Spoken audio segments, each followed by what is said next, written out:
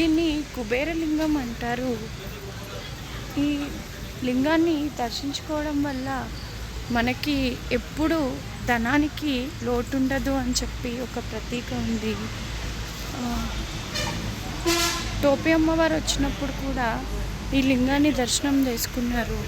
చాలా శక్తివంతమైనటువంటి లింగం.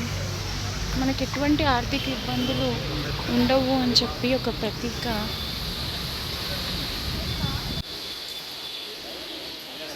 ఇదంతా అరుణాచలేశ్వరుడి నంది.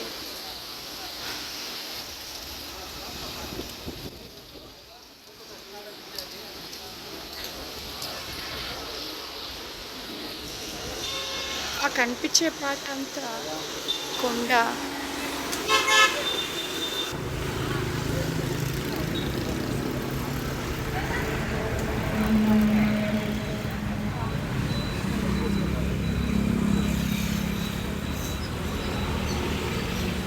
చూడండి, ఇట్లా ఉంది వ్యూ మొత్తం.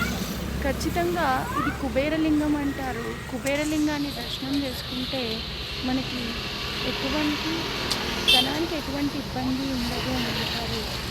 ఈ లింగం కూడా చాలా ప్రాముఖ్యతమైనది.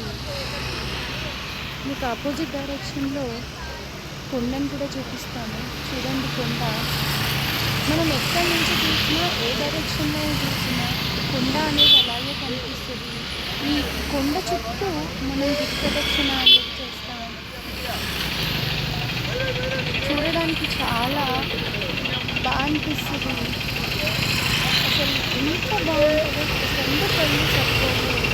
మీ అందరికీ కనిపించాలని చెప్తే మార్నింగ్ టైం